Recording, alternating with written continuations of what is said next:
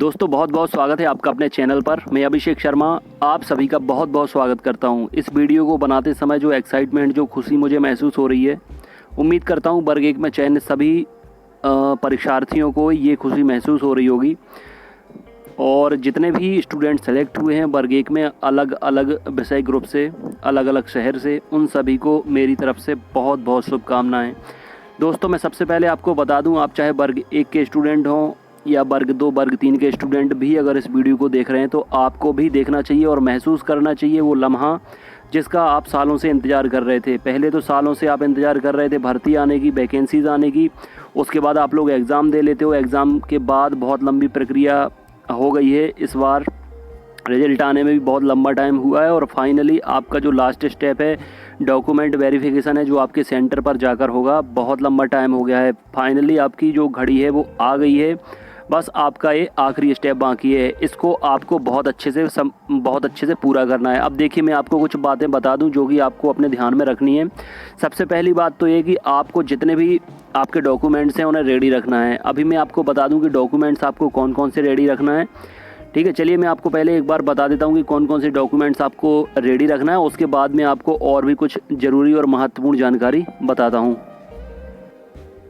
एक बार आप लोग अच्छे तरीके से ध्यान से, चाहे तो इसका स्क्रीनशॉट भी ले लेना, बहुत ध्यान से इस बात को समझ लेना कि क्या क्या डॉक्यूमेंट्स आपको लेकर जाना है। सबसे पहले काफ़ी ऐसे स्टूडेंट हैं, ऑलमोस्ट सभी ने अपने अपने सेट बना लिए होंगे प्रॉपर, फिर भी एक बार चेक कर लेना आप अच्छे से। सबसे पहले आपको अंक सूची लगेंगी, यानी आपकी जो मार्कशीट है शुरू से लेकर अभी तक जितनी भी आपने पढ़ाई करी है पोस्ट ग्रेजुएशन तक, सभी आपको मार्कशीट रखनी है अपने पास में। ठीक है, पूरा कंप्लीट फोल्डर रखना है, उसमें अपनी ओरिजिनल मार्कशीट रखनी है, प्लस कम से कम 3-3 सेट सभी के बनाने हैं। मतलब जेरोक्स करवाना है, हर मार्कशीट की 3-3 जेरोक्स करवाना है और उनके सेट बनाने हैं। स्टेपल करना है, उनको सेल्फ अटेस्टेड करना है। अटेस्ट आप चाहें तो पहले भी कर सकते हैं, लेकिन मैं आपको सलाह दूंगा कि सेंटर पर जब आप जाना तो उन्हीं के सामने आप सेल्फ अटेस्ट भी करना। ठीक है, इसके बाद आपको प्रवेश पत्र ले जाना है। प्रवेश पत्र अगर नहीं है, अगर वो वाला है जो आपने क्लासरूम में एग्ज़ाम देते टाइम जो आप ले गए थे, अगर वो है तो बेहतर है। अगर वो नहीं है तो आप दूसरा एडमिट कार्ड आप निकाल सकते हो। पीईबी की वेबसाइट पर एडमिट कार्ड पे जाना, तो अपना एनरोलमेंट नंबर जो भी आपका रजिस्ट्रेशन नंबर हो वो डाल के आप प्रवेश पत्र भी निकाल सकते हैं। इसके बाद पहचान पत्र में आपके आधार कार्ड मस्ट है, आधार कार्ड लेकर जाना। इसके बाद वोटर आईडी भी लगेगी। अगर वोटर आईडी नहीं है तो लाइसेंस लगेगा। ठीक है, लाइसेंस नहीं है तो वोटर आईडी, मतलब अल्टरनेटिव आधार कार्ड आपके पास होना ज़रूरी है। उसके अलावा कोई भी एक चल सकती है। अगर ज़्यादा लेकर जाएंगे तो बहुत अच्छी बात है। ठीक है, लेकिन कम से कम 2 तो आपकी लगेंगी ही। इसके बाद जाति प्रमाण पत्र आपको लगेगा जो आरक्षित श्रेणी में आते हैं स्टूडेंट। ठीक है, आरक्षित श्रेणी मतलब ओबीसी, एससी, एसटी कैटेगरी में अगर पीएच ओएच हैं तो इन्हें भी जाति प्रमाण पत्र लगेगा, मतलब आपकी जो कास्ट सर्टिफिकेट है। अब इसको लेकर कन्फ्यूज़न है, मुझे बहुत कॉल्स आते हैं, मैसेजेस आते हैं यह पूछने के लिए कि आपके पास डिजिटल है, पुराना है, किसी के पास पुराना है, किसी के पास नया है। तो भाई आपके पास चाहे जाति प्रमाण पत्र हो, ठीक है, या आपके पास मध्य प्रदेश का स्थायी निवास प्रमाण पत्र हो, कोई भी है, आपके दोनों वैलिड हैं, ऑफलाइन वाला भी, ऑनलाइन वाला भी, पुराना भी और नया भी। ठीक है, अब निवास लगेगा। ठीक है, स्थायी निवास प्रमाण पत्र उन्हें लगेगा जो मध्य प्रदेश के मूल निवासी है, उन्हें भी लेकर जाना है और इसकी भी 3-3 कॉपी ही करा लेना आप लोग। ठीक है, स्नातक अंक सूची मतलब ग्रेजुएशन की आपको मार्कशीट लेकर जाना है और पीजी की भी आपको मार्कशीट लेकर जाना है। 3-3 सेट बना कर ले जाना है। फ़ोटो, अगर फ़ोटो आपके पास पहले की है तो चलेगी, अगर आपने अभी रिसेंटली निकलवाई है तो वो भी चलेगी। फ़ोटो के नीचे डेट डली होना चाहिए, आपका नाम डला होना चाहिए। ठीक है, और इसके साथ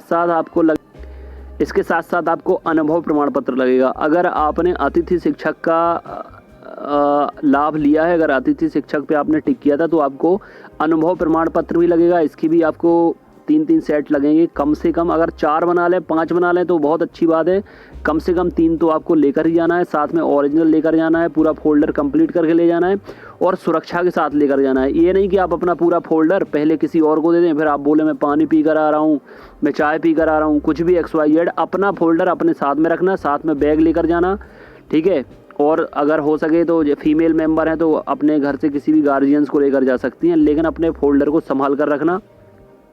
और वेरीफाई हो जाए तब भी आपको एक अपना जो मार्कशीट हो गया, जो भी आपका सर्टिफिकेट है वो चेक करके अपने बैग में वापस रखना। ठीक है। वहाँ पर ओरिजिनल डॉक्यूमेंट आपके जमा नहीं किए जाएंगे, केवल आपके सेट जमा कर लिए जाएंगे और उनको अटेस्ट करके आपसे जमा करा लेंगे। ठीक है। रोज़गार पंजीयन लगेगा आपका, तो रोज़गार पंजीयन भी सबके पास होगा। मैं आपको बार बार बोल रहा हूँ 3-3 सेट आप कर लेना तैयार। फ़ोटो वगैरह ये मैं आपको एक बार फिर पूरी सूची बता दी है कि आपको क्या क्या डॉक्यूमेंट्स लग रहे हैं, तो एक बार चेक कर लें। अगर कोई डॉक्यूमेंट में कमी है तो वो आप रख लें। अगर एफिडेविट बनवा लिया है, कुछ भी माइनर मिस्टेक अगर आपके किसी भी डॉक्यूमेंट में, तो आप एफिडेविट भी अपने साथ में रख सकते हैं। बाकी समस्या की कोई बात नहीं है। ये मत सोचिए आप कि आपको किसी छोटी सी गलती की वजह से बाहर कर दिया जाएगा।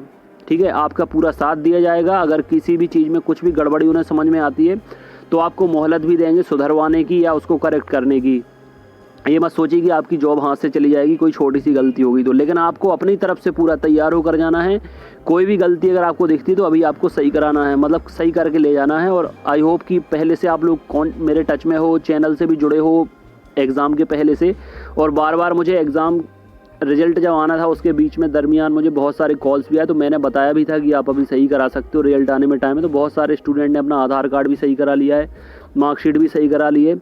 अब वर्ग 2 वाले स्टूडेंट, मैंने पहले भी बोला था, वर्ग 2 और वर्ग 3 वाले स्टूडेंट अगर देख रहे हैं तो वो भी इस चीज़ से सीख सकते हैं कि अगर उनके डॉक्यूमेंट में अभी कोई गड़बड़ है, किसी भी डॉक्यूमेंट में, किसी भी मार्कशीट में, तो अभी वो भी सही करा सकते हैं। ठीक है। खासकर वर्ग 3 वाले, वर्ग 2 में तो अभी ज़्यादा टाइम नहीं बचा है, उनने करा भी ली होगी क्योंकि वर्ग 2 का रिजल्ट भी काफ़ी टाइम के बाद है, लेकिन वर्ग 3 वाले अपने डॉक्यूमेंट अभी सही करा सकते हैं।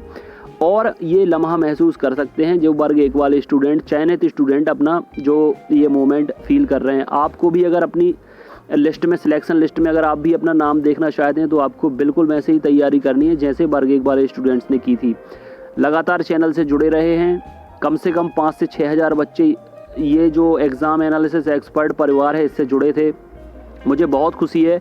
बहुत से ऐसे मध्य प्रदेश के बाहर के भी स्टूडेंट हैं जिनका सिलेक्शन हुआ है। मध्य प्रदेश के तो लगभग हर ज़िले से, हर शहर से ऐसे बच्चे हैं जो जुड़े हुए हैं ग्रुप में, और मुझे अपना रिजल्ट भी उनने भेजा था और अभी डॉक्यूमेंट वेरिफिकेशन की लिस्ट भी मेरे पास आ चुकी है, तो उसमें भी बहुत सारे बच्चों के नाम हैं। अभी सिलेक्शन के बाद अपना अपना नाम मुझे भेजेंगे जो भी सिलेक्टेड स्टूडेंट हैं, किसको कौन सा ज़िला मिला है, किस सब्जेक्ट से उनका चयन हुआ है, ये मुझे भेज देना व्हाट्सएप पे।